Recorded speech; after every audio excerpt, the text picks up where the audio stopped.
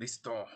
Buenos días, jóvenes. Hoy es 167 de enero del año 2020 y son aproximadamente las 12 del día, minuto más, minuto menos. Nos toca hoy trabajar con la unidad número 12, que es temperatura y calor. Vamos haciendo clara desde el principio una pequeña distinción. Calor no es igual a temperatura. Vamos a decir así rápidamente que la temperatura es una medida de un promedio y el calor es la transferencia de energía entre sustancias. Con eso como base vamos a comenzar. Primero, la temperatura es una medida de la energía cinética promedio de traslación de las moléculas de una sustancia. Como la temperatura es un valor promedio, primero que nada, cabe hacer la distinción de que las temperaturas no se suman. No es tan fácil sumar las temperaturas, es un valor promedio. Segundo, al ser un valor promedio, no depende de la cantidad de sustancia que se está midiendo. Por ejemplo, la temperatura de una taza de agua hirviendo va a ser exactamente la misma temperatura que la de una olla de agua hirviendo, a pesar de que la olla sea mucho más grande y tenga muchos más millones de moléculas de agua que la taza. Aquí también el calor de la olla es mucho mayor que el calor de la taza. ¿Por qué? Porque el calor sí depende de la cantidad de la sustancia. Aunque el líquido en un recipiente tenga la misma temperatura, sus átomos y sus moléculas se mueven con distinta rapidez en direcciones aleatorias. Básicamente, nosotros tenemos la temperatura y dentro de la temperatura tenemos moviéndose las moléculas para donde se les pega su gana. Este movimiento es lo que nos ocasiona la temperatura.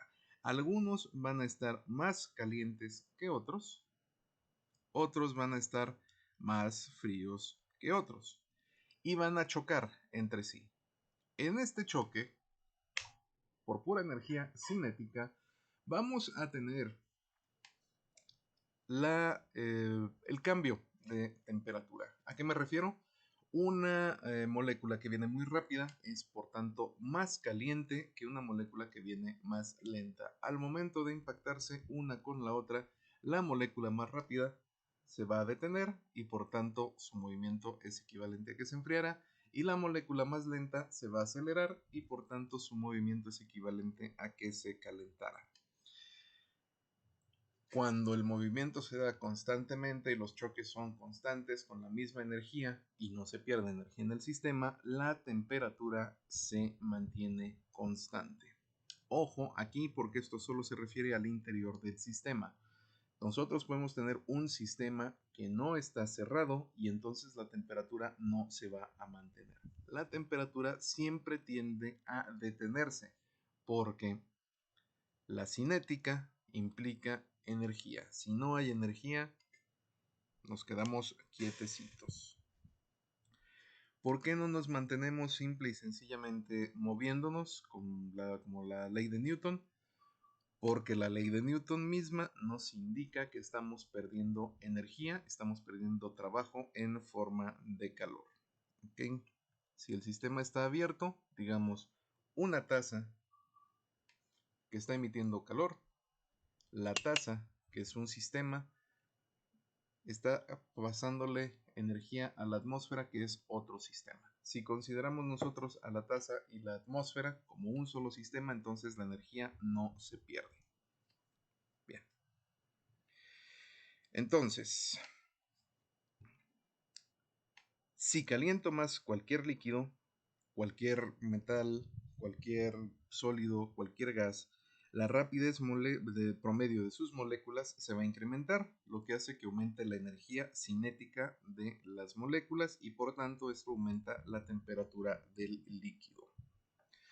Aunque las moléculas de cualquier sustancia tienen diferente rapidez, la temperatura mide la energía molecular promedio cinética de su traslación.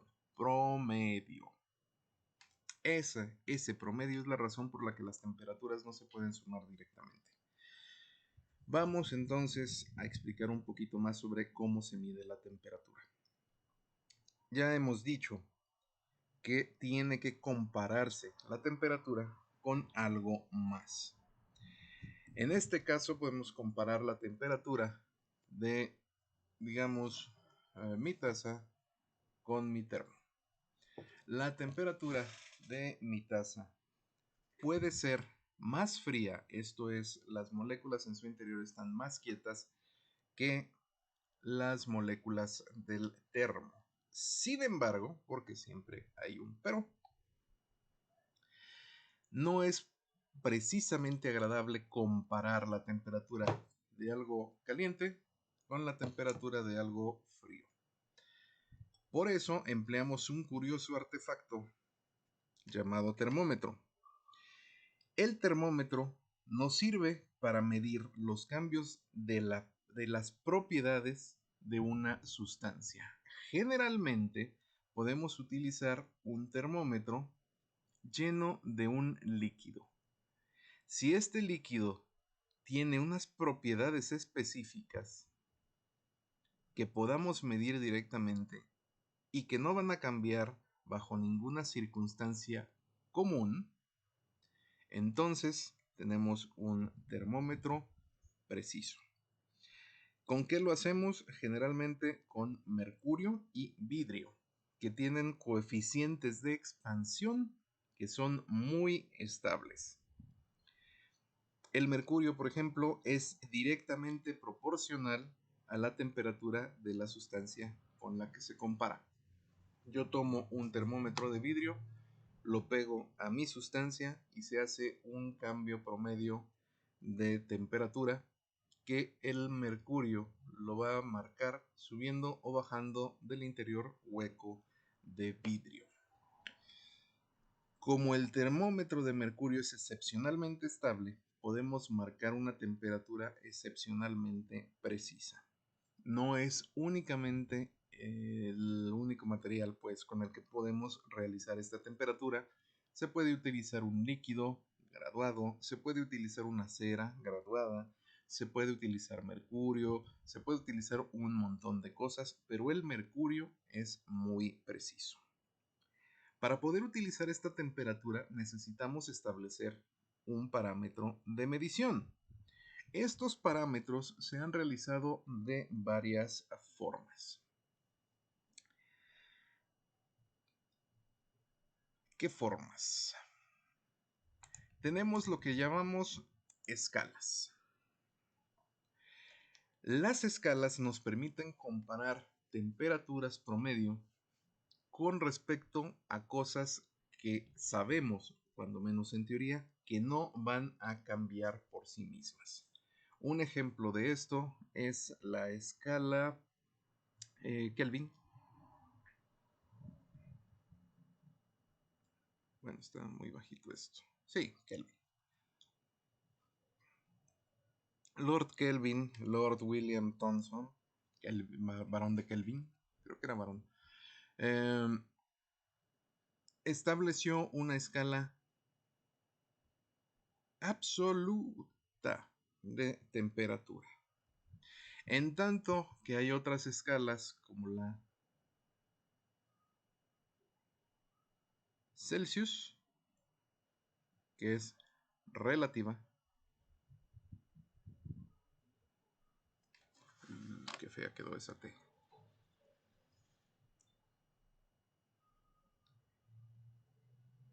Y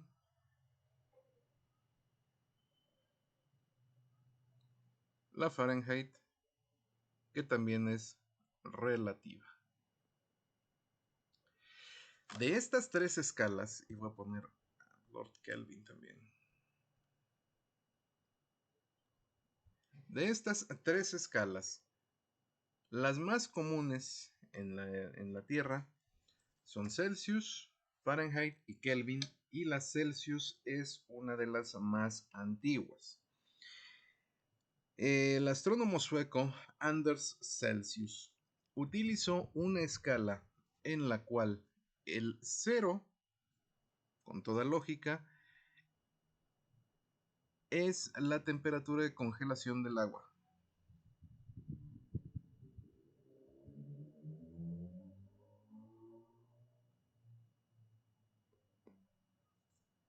Y el 100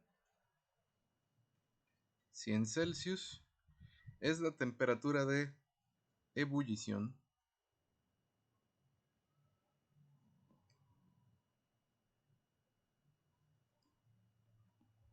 del agua.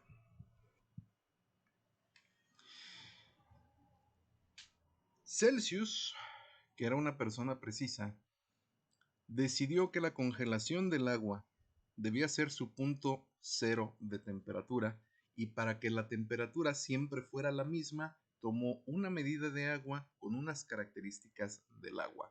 Tomó lo que ahora sería un decímetro cúbico de agua y el agua estaba destilada. Eso fue lo que marcamos ahora como cero. Si nosotros siempre tenemos agua, destilamos agua y medimos exactamente un decímetro cúbico, o sea, un litro de agua, y lo congelamos, el agua se congelará exactamente a los 0 grados. Si tomamos esa misma agua y la calentamos, entonces el agua va a hervir siempre a los 100 grados Celsius, siempre y cuando estemos a nivel del mar, sea un decímetro cúbico y sea agua destilada. Con esto nosotros tenemos una escala que podemos comparar siempre en todos lados. Esto no siempre fue así. Por ejemplo, voy a borrar aquí esto. La escala de Daniel Gabriel Fahrenheit es también una escala relativa. Acá está, es una escala relativa. Pero Fahrenheit no fue tan preciso en su definición como Celsius. Fahrenheit utilizó una mezcla de sal de amonio, hielo y agua para marcar sus 0 grados.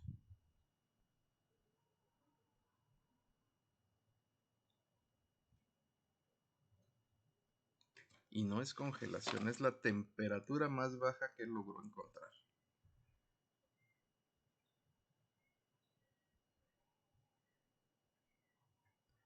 Es la mezcla de agua, sal de amonio y hielo. ¿Por qué lo eligió así Fahrenheit? Solo Fahrenheit lo sabe. Se cree que porque quería evitar temperaturas negativas. Y dijo, esta es la temperatura más baja que hay en el mundo y por tanto puede ser 0. Listo, ya. Si había temperaturas más bajas o no había temperaturas más bajas, no le importó a Fahrenheit. Él decía que esa era la temperatura más baja posible y eso era. Ya, punto pelota. Ahora, la temperatura que eligió como 100 fue la temperatura del cuerpo humano. Solo que hay un ligero detalle. La temperatura de un cuerpo humano no es 100 grados en promedio. 100 grados Fahrenheit, si nosotros pudiéramos revisar la escala de conversión, son aproximadamente 38 y fracción grados.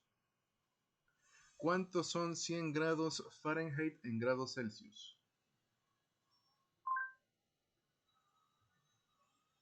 100 grados Fahrenheit es igual a 37.778 grados Celsius. Esta temperatura significa que tienes fiebre y deberías irte a revisar. Entonces, ¿qué temperatura promedio del cuerpo humano en grados Celsius? Eso sería el equivalente de 96 grados Fahrenheit, que son aproximadamente 35,5 grados Celsius. Entonces, la temperatura del cuerpo humano con fiebre ligera.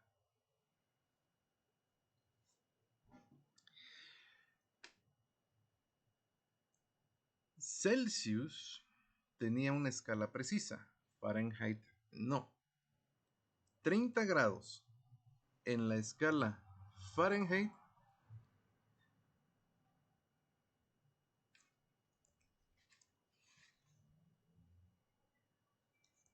no es congelación, es que en las escalas de Fahrenheit no hay congelación. 30 grados Fahrenheit es agua y hielo a partes iguales.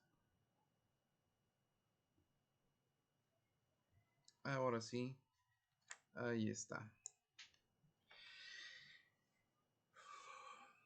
Entonces, la escala Fahrenheit es tan compleja de reproducir en condiciones normales que no dudo que por eso les guste tanto en el sistema inglés de medidas, en el sistema imperial de medidas. Sencillamente no tiene sentido, exactamente la razón por la cual no tienen sentido las demás medidas en el sistema inglés. En cambio, la temperatura en la escala de Celsius es precisa, concisa y repetible. Kelvin, en cambio, utilizó otras cosas. Kelvin decidió que iba a usar una escala absoluta, y una escala absoluta tiene propiedades absolutas. Para Kelvin, 0 es 0. Suena raro, pero es el 0 absoluto. ¿A qué nos referimos con 0 absoluto? Había mencionado yo que la temperatura es el promedio de la energía cinética de traslación de las moléculas. Si las moléculas no tienen movimiento de traslación, es decir, están completa, total y absolutamente quietas, eso es el 0 absoluto para Kelvin. El 0 absoluto de Kelvin es el equivalente en grados Celsius de menos 273.15 grados Celsius. Ahora sí, esta es la temperatura más baja.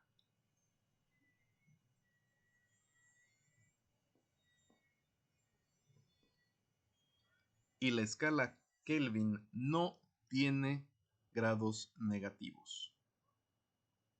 No tiene grados negativos. La temperatura de congelación del agua pura a nivel del mar, 1 decímetro cúbico, es 273.15 Kelvin, es igual a 0 grados Celsius. La temperatura de ebullición del agua son 373.15 Kelvin, igual a 100 Celsius. Noten aquí que la escala sigue siendo centígrada. Simplemente la referencia del 0 es mucho menor en el caso de los grados Kelvin. No se debe decir Grados centígrados se dice grados Celsius o simplemente de preferencia se dice Celsius. De la misma manera, no se dice grados Kelvin, se debe decir Kelvin. Es muy común y es perfectamente aceptado decir grados centígrados porque a Celsius no le hubiera gustado. Gracias. A Celsius no le hubiera gustado tener una unidad en su honor y por supuesto a la comunidad científica le importó un cuerno. Bien, pasemos entonces a cosas más interesantes. Calor. El término caliente y el término calor no se debe confundir. Lo voy a poner aquí. Caliente no es igual a calor.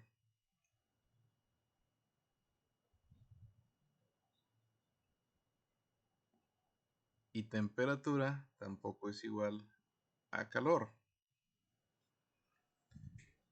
Tú no puedes decir, es que mi niño tiene temperatura. Bueno, sí puedes, pero está mal dicho. ¿Por qué? Porque literalmente siempre va a tener temperatura. Si tiene la temperatura muy baja o tiene la temperatura muy alta, no importa, tiene temperatura. Lo que puede tener es fiebre. De la misma manera, no es lo mismo que algo esté caliente a que algo tenga calor.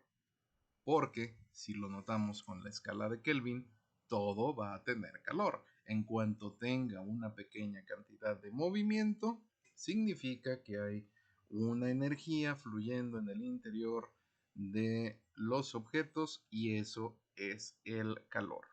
Caliente es relativo.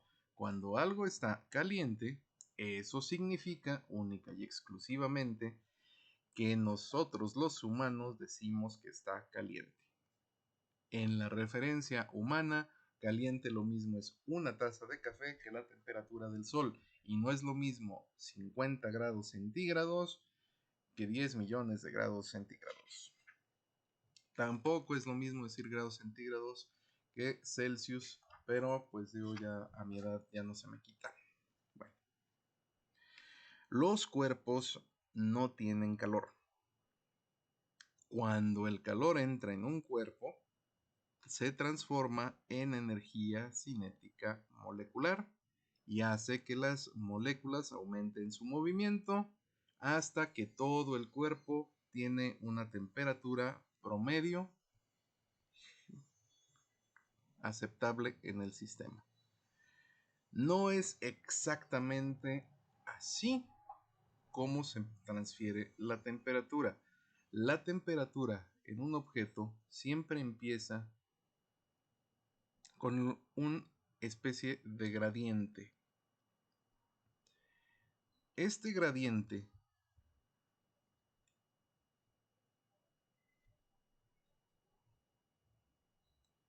significa que puedes tener un objeto al que le vas a aplicar una temperatura, digamos aquí en la parte de abajo del objeto, y este gradiente entonces empieza a moverse hacia arriba. Si todo el objeto estuviera sometido a toda la temperatura al mismo tiempo, entonces todo el objeto calentaría de la misma manera. Pero no es así, en la vida real no es así. El calor se va distribuyendo y este gradiente va a desaparecer. ¿Cuál es la temperatura máxima que puede alcanzar el objeto? La temperatura máxima que le permite las características físicas de su sustancia y estado de la materia. Por ejemplo, el agua normalmente y salvo contadas excepciones no puede bajar de 0 grados Celsius porque se congela. El agua líquida no puede pasar de 100 grados centígrados porque se evapora. Circunstancias que se pueden alterar con respecto a la presión del aire. Por eso en las montañas el agua hierve a menor temperatura. Si tiene sometida agua a presión, se tarda más en congelarse. Los cuerpos, resumiendo, no tienen calor. El calor fluye de los cuerpos de mayor a menor temperatura. Siempre fluye de mayor a menor temperatura. El frío no fluye. Fluye el calor. El calor se disipa y entonces la temperatura baja porque las moléculas del cuerpo tienen menor temperatura. El calor se mide por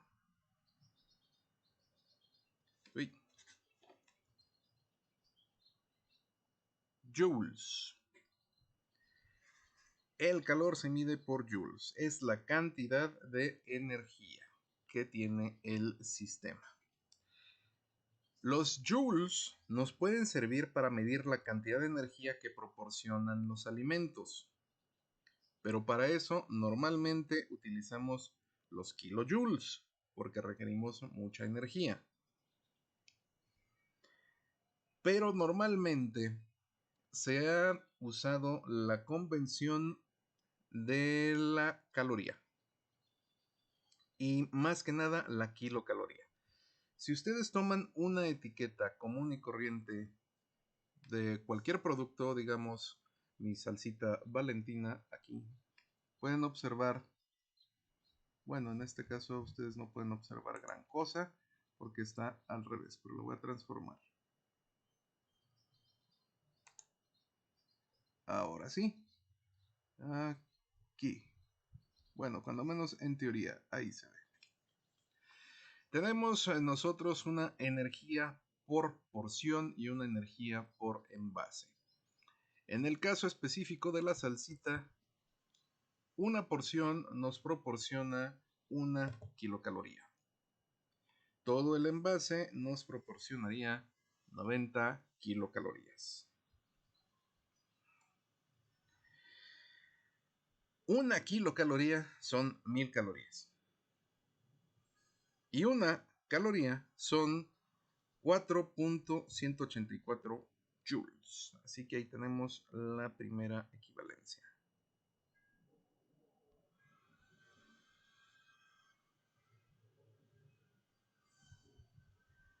Mil calorías es igual a 1 kilocaloría.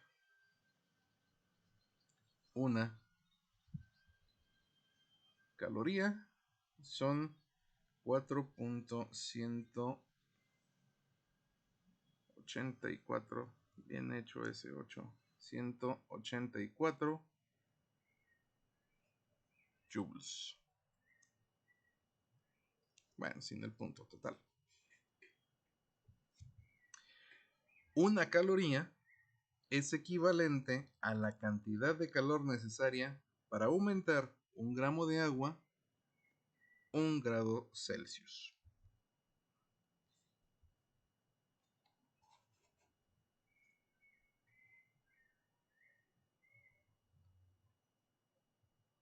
Temperatura para aumentar.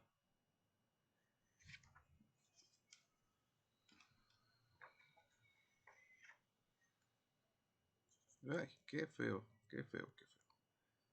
Aumentar 1 grado Celsius 1 gramo de H2O. Listo. Ahora sí, esa es la definición. Ya habíamos visto, por cierto, lo que eran los joules. Vamos entonces a definir un poquito de lo que es la energía interna. Vamos a denominar energía interna de un cuerpo a la suma de las energías de todas sus partículas.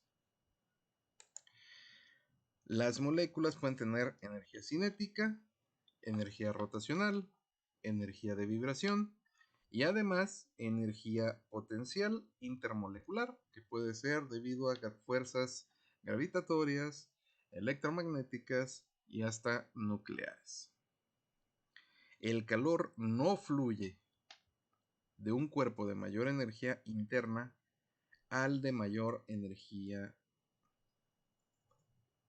no, al de menor energía interna. El calor no fluye del cuerpo que tiene mayor energía interna al de menor energía interna. El calor fluye del que tiene mayor energía cinética al que tiene menor energía cinética. Ejemplo, tengo yo una cubeta. Esta cubeta tiene hielitos.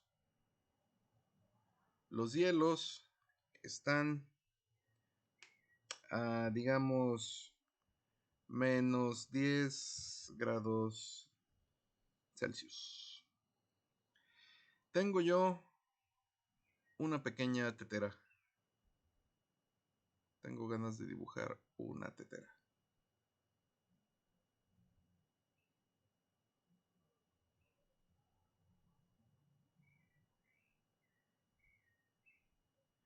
Soy una tetera pequeña y fuerte, esta es mi asa y este es mi pico, y si me calientan silbaré, viértanme y ¿Qué? ¿What? Y si me calientan silbaré, viértanme y vacíenme. Ahí está, esa es la canción de la tetera. Si yo tengo una tetera a 100 grados y hielo a 10 grados y pongo la tetera en hielo, lo que va a pasar es que la tetera va a subir la temperatura del hielo.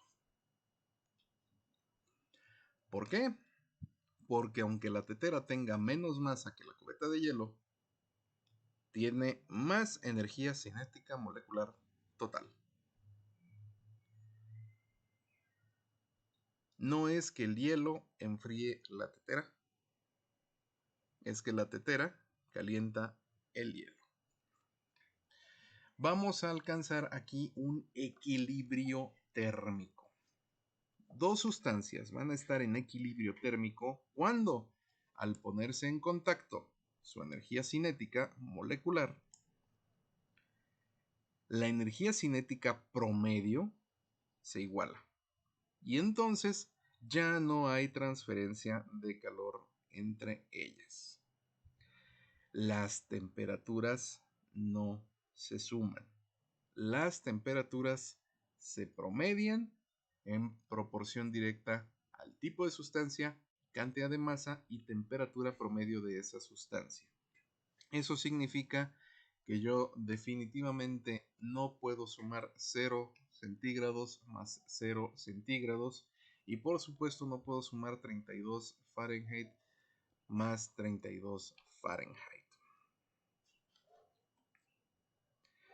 Si ponemos nosotros un termómetro en la temperatura de la tetera y empezamos a hacer la lectura, estamos tomando la lectura del termómetro, no la de la tetera. El café o el té que tengamos en la tetera, pues si es cafetera sería de café y si es tetera sería de té. Bueno, la temperatura del termómetro, decía yo, va a ser la misma que la de la tetera o la del té, porque el termómetro va a absorber una ligera cantidad de calor de la tetera. Y a partir de ahí empieza a perderse el sistema. La temperatura empieza a perderse en el aire. Esta comparación, este equilibrio térmico, se debe a que el termómetro va a medir su propia temperatura. Pero vamos a alcanzar la misma temperatura del líquido o del sólido o del gas que estemos midiendo por equilibrio térmico. Como las temperaturas se van a promediar y van a llegar al mismo punto, entonces vamos a tener que la temperatura que mide El termómetro es exactamente la temperatura que estamos midiendo de otro cuerpo. Y si nosotros mantenemos el termómetro en la misma posición, podremos observar cómo va perdiéndose la temperatura cuando el calor va migrando a otros lados. Esto me da pie a poner lo que es la capacidad calórica específica. Aquí me refiero a la cantidad de calor que una sustancia necesita absorber o ceder para aumentar o disminuir en un cierto valor su temperatura. Supongamos otra vez, si se ponen a calentar con la misma cantidad de calor dos cuerpos de diferente sustancia, pero con la misma cantidad de masa, uno alcanzará una temperatura mayor más rápidamente que el otro. Vamos a suponer que tenemos una cantidad de, de agua y ¿qué será bueno? Hierro dulce. 20 kilogramos de agua y 20 kilogramos de hierro. Si nosotros les aplicamos una cantidad igual de calor, muy probablemente el agua esté siempre a menor temperatura que el hierro. ¿Cómo lo podemos observar? Pongamos una olla de agua y una sartén de hierro. Después de un rato, el agua se va a evaporar, pero la sartén de hierro va a estar imposible de ser tocada. El agua se resiste más que el hielo a calentarse.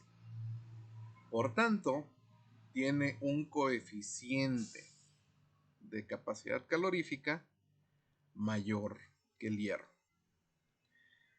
Más o menos así, ahorita haciendo memoria, el coeficiente de capacidad calorífica específica del agua es 8 veces más fuerte que el del hierro, más alto. Es entonces esto la cantidad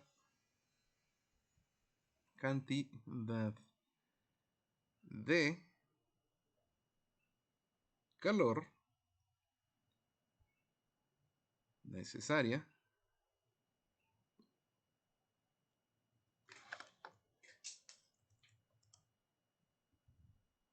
para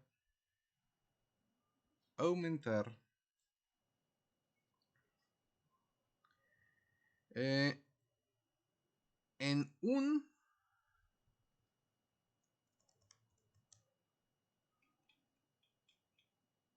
grado su temperatura.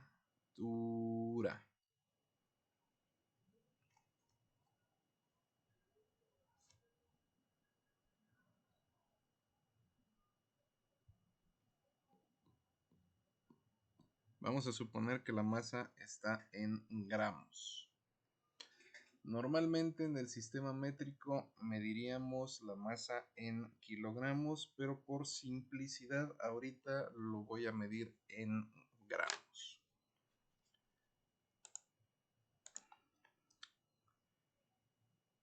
Entonces, aquí tenemos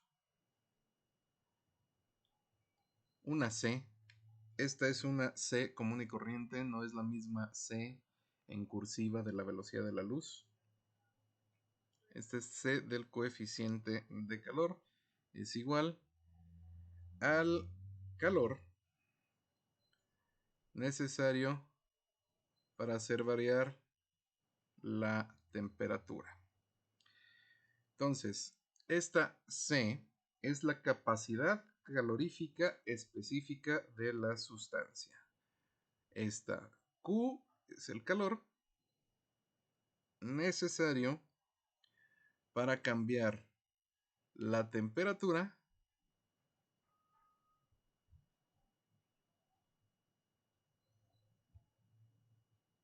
de esta masa.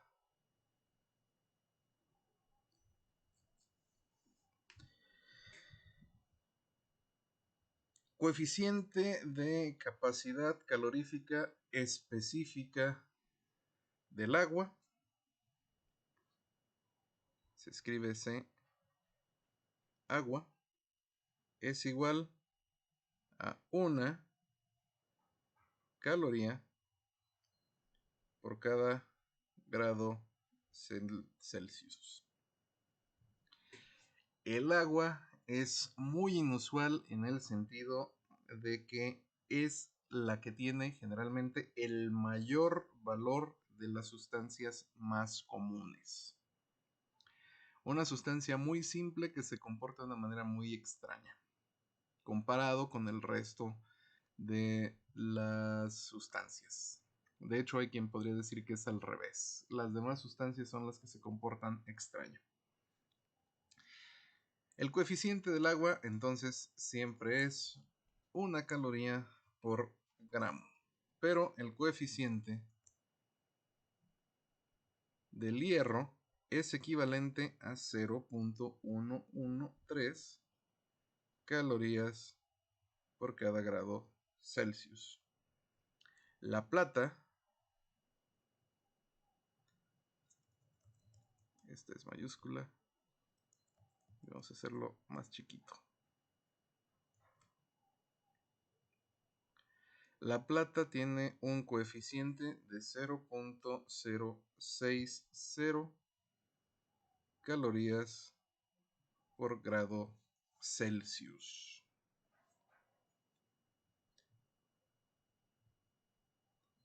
La arena tiene un coeficiente de 0.2 calorías por grado Celsius.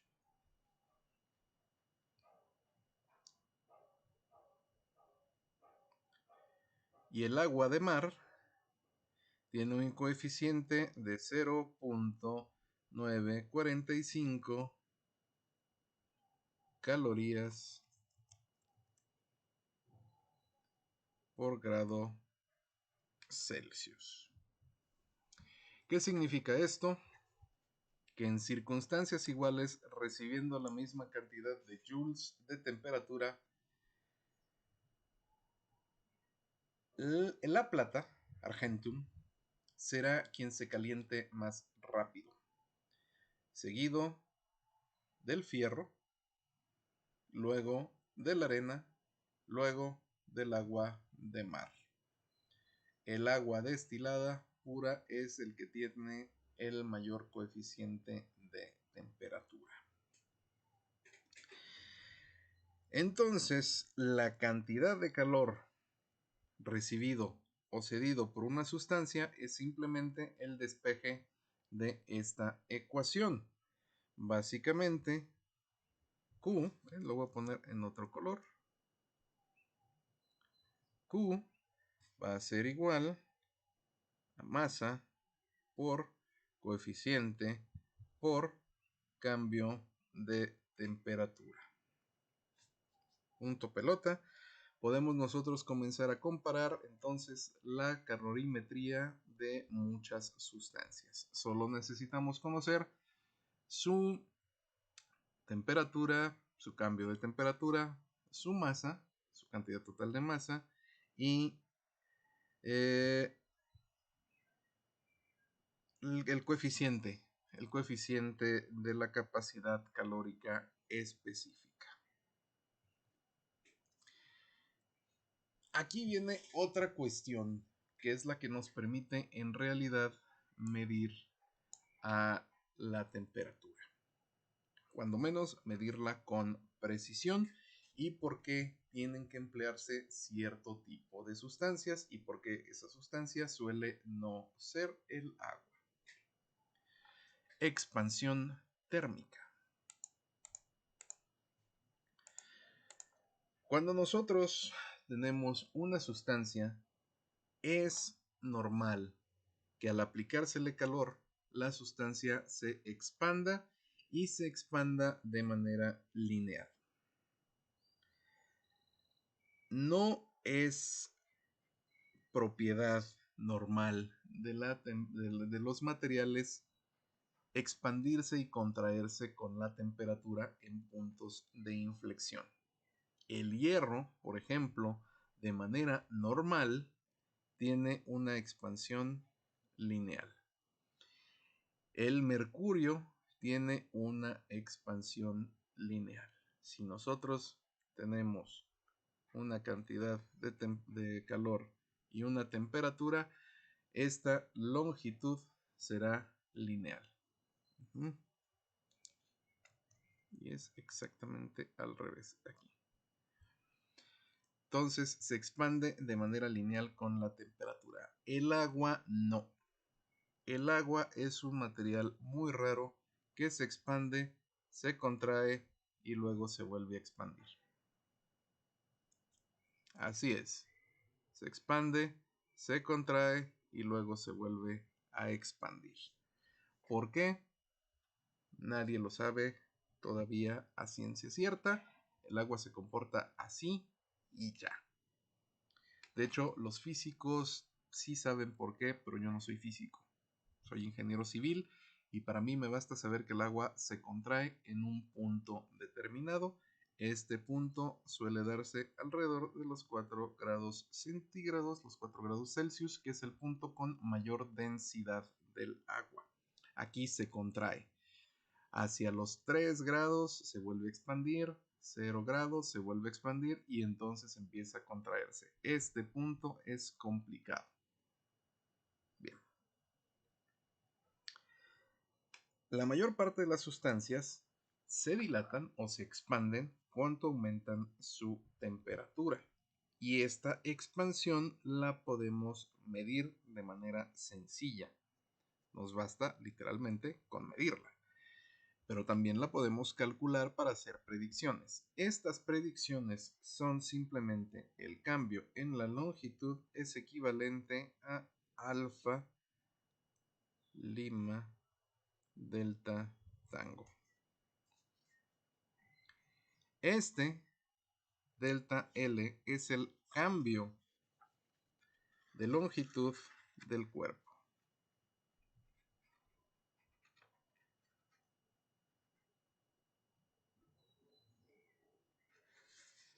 La alfa es el coeficiente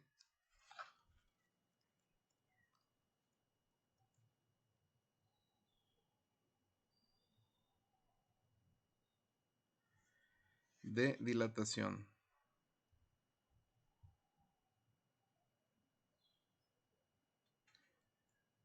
Qué feo. No, mejor lo escribo. Mejor se los escribo en texto.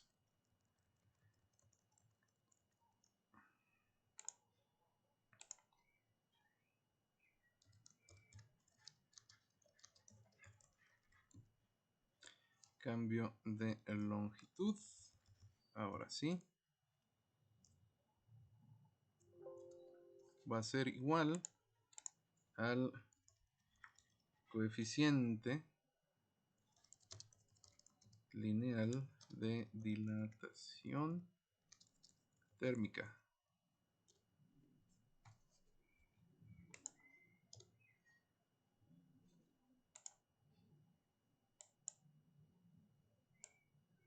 Ahí está, coeficiente lineal de dilatación térmica. Y aquí tenemos la longitud del cuerpo, la longitud inicial.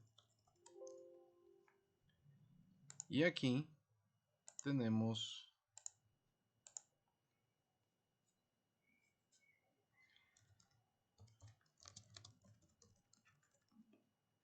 el cambio de temperatura.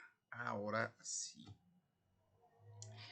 Este coeficiente lineal de dilatación térmica se encuentra de manera experimental para cada material. No hay una fórmula precisa para calcular el coeficiente de dilatación térmica y peor aún, este coeficiente de dilatación térmica es un promedio de varias mediciones porque las sustancias suelen no ser exactamente puras. Lo más cercano que tenemos a un coeficiente lineal de dilatación térmica puro es el del agua destilada. De suyo, del agua bidestilada. Bien. Aquí, solemos hacer que este cambio de temperatura sea equivalente a 1 grado Celsius. Puede ser 1 grado Kelvin. La longitud inicial normalmente debe ser en metros. Generalmente se pone más bien en centímetros porque son cambios muy chiquitos. Y el coeficiente de dilatación térmica es bastante complicado también. Vamos a hacer un ejemplillo. Dos coeficientes rápidos. El de latón. Latón, ¿dónde está el latón? El latón tiene un coeficiente de 2.02 por 10 a la menos 5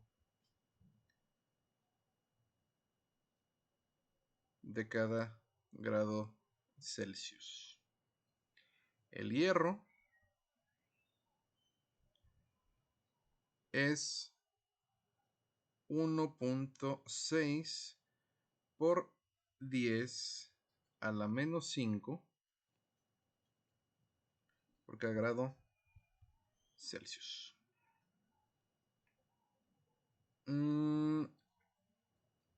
Vamos a hacerle aquí rapidito. Ya tenemos ahí las medidas. Supongamos que tengamos una varilla de latón de 1 metro.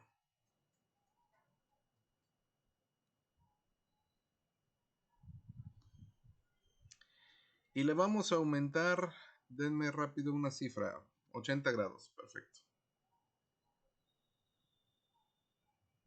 Su temperatura es de 80 grados.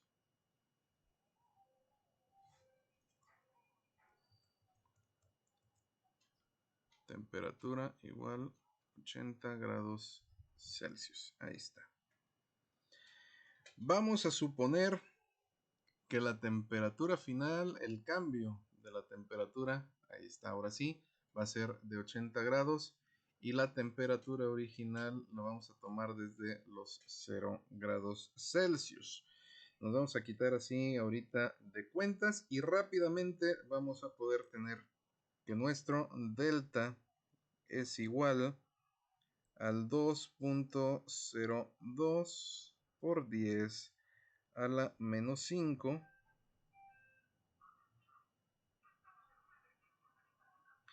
y tenemos 1 metro y tenemos 80 grados Celsius. Y haciendo rápidamente esta cuenta, donde dejé mi calculadora, vamos a ver, 2.02 por 10 a la menos 5 por, ¿qué dije? 1 metro por 80 grados. Eso es igual a esto. 1.616 por 10 a la menos 3 metros. Eso significa que la varilla subió un 1.6 centímetros de longitud. Entonces se expande. Podemos hacer la misma cuenta para una varilla de hierro y podemos incluso hacer la cuenta para una varilla de hierro cuando se expande por, digamos, 600 grados. Entonces, la varilla se expande y esto es lo que causa problemas de contracción y eh, expansión en los edificios. Pero decía yo que el agua tiene un comportamiento irregular.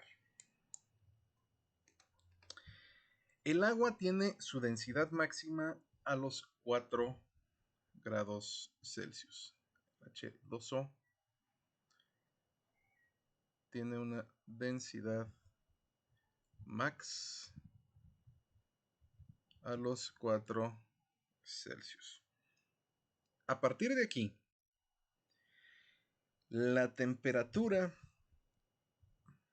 si la temperatura aumenta, el agua se expande, pero si la temperatura desciende, el agua también se expande. ¿Por qué? En realidad no lo sabemos. Pero a los 4 grados centígrados su densidad es la mayor, es cuando ocupan el menor volumen posible. Las moléculas de agua a partir de 4 grados centígrados, de 4 grados Celsius, de 4 Celsius, la temperatura sube y las moléculas van vibrando cada vez más y ocupando un mayor espacio. Eso lo pueden observar ustedes con una botella de plástico que dejan ustedes al sol llena de agua. El agua se expande, la botella se pone más rígida. Tienen que quitar el volumen de agua para que la botella de plástico vuelva a estar, digamos, agradable para poder agarrarse. Si no va a quedar muy, muy rígida. Y nunca intenten, por favor, hacer el experimento de calentar la botella de agua. Si la van a calentar, por lo menos quítenle la tapa antes de antemano. Bueno, entonces, a partir de los 4 grados para abajo, cuando desciende la temperatura, las moléculas empiezan a hacerse más lentas, sus enlaces moleculares se vuelven más rígidos, por decirlo de alguna manera, y esto lo hace que se expandan. Y luego empieza a comprimirse. Aquí viene una cosa muy interesante con respecto al agua.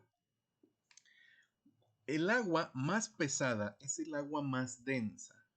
Si ya vimos que la densidad máxima ocurre a los 4 grados Celsius y luego empieza a expandirse antes de volverse a contraer, se da la peculiar circunstancia de que el agua más densa se queda abajo.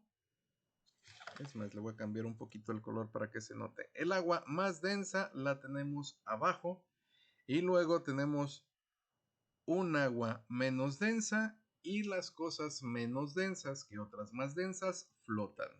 Finalmente tenemos un agua muy densa que puede ser hielo. Este hielo flota porque es menos denso que las capas inferiores de agua, que a su vez son menos densas que la capa más densa a 4 grados Celsius.